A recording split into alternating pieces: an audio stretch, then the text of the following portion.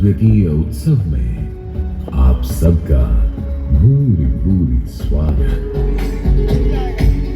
दुनिया में कहीं आपको न ऐसा उत्सव देखने को मिलेगा जहां जल ज्योति, अंधकार प्रकाश, रात दिन का ऐसा अनूठा संगम होता है। और ना आपको देखने को मिलेगा ऐसा नगर जैसा है अपना यह सुंदर सनातन शाश्वत शहर बनारस।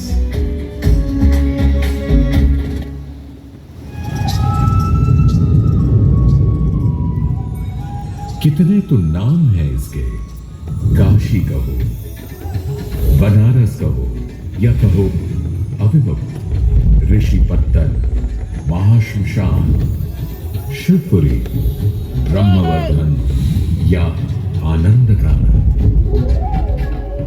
कुछ तो बात है जो 3 नदियों गंगा, वरुणा और अस्सी से घिरे वाराणसी में युगों से सुर, नर, मुनि, ऋषि, अवतार और स्वयं ईश्वर तक इस पुण्य भूमि पर जन्म लेने, यहाँ घर बसाने, इसका स्पर्श करने यहाँ आते हैं और इस तीर्थ क्षेत्र को धन्य बनाते रहे हैं।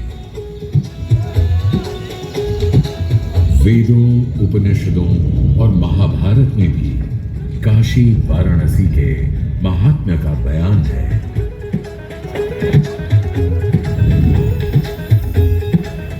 कहते हैं कैलाश में वास करने वाले शिव शंकर पार्वती से विवाह के बाद यहां घर बसाने आ गए। तो चलते हैं शिवजी बाबा के ब्याह में। बोल वचन आनंद प्रेम के प्रेम प्रीत और चाह, सुन लो भक्तों ध्यान धर, महादेव का ब्याह।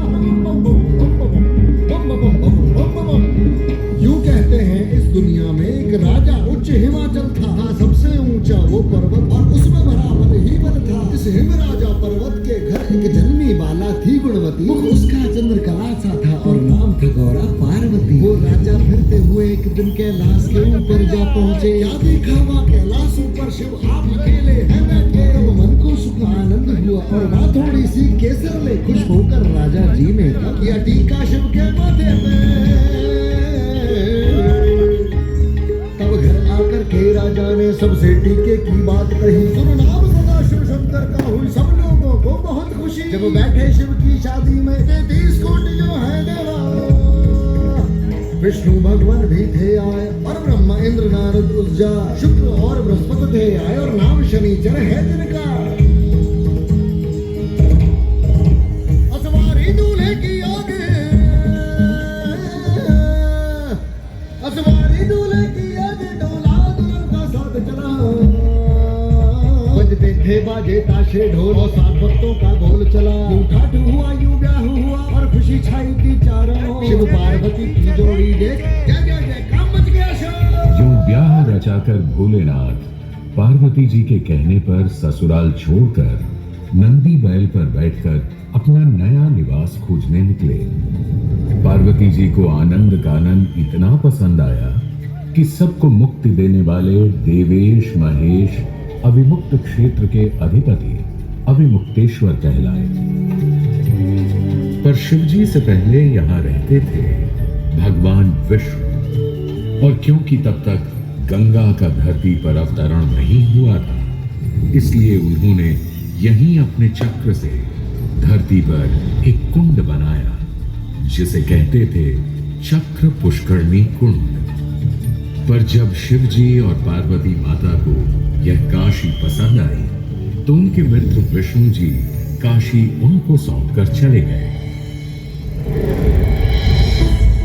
एक दिन उसी कुंड में नहाते समय पार्वती जी के कान का कुंडल और शिवजी के माला की एक मणि जब उस तालाब में गिरी, तब से उस कुंड का नाम पड़ गया मणिकर्णिका।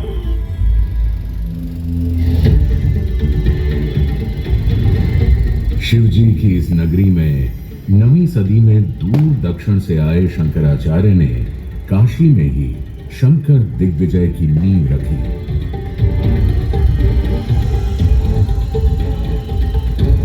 सदियों बाद यहीं संत कबीर और रविदास की वाणी से पैदा हुई एक अद्भुत नई भक्ति धारा।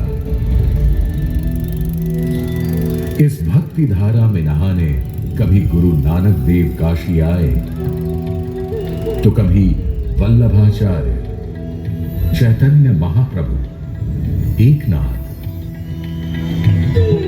और कभी मीरा।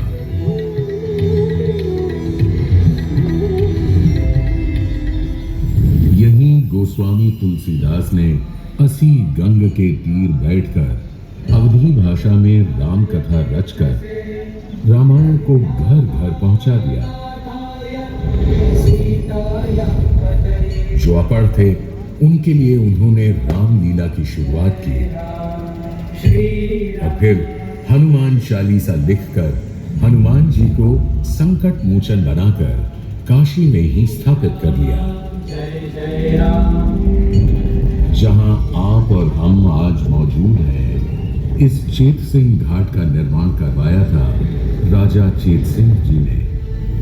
राजा चेत सिंह ने अंग्रेजों के खिलाफ अडिग साहस से अन्याय के विरुद्ध आवाज उठाई और उस प्रसंग की याद में आज भी बनारस में कहावत सुनाई देती है, न हाथी पे हौदा न घोड़े पे जीन, छोड़ के बनारस भगा वारन है सिंह।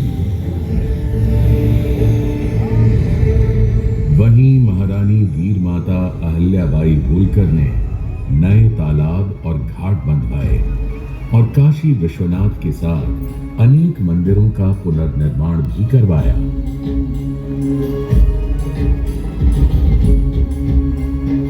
यहाँ की पंचक्रोशी परिक्रमा में काशी की 7 पुरियों स्तरों, 56 विनायकों और देवी देवताओं के 108 मंदिरों के भी दर्शन होते हैं। मान्यता है कि काशी की परिक्रमा यानी पूरे ब्रह्मांड की परिक्रमा। गंगा के आने की कहानी अपने आप में बहुत रोचक है। बहुत लंबा है, 27-17 का है।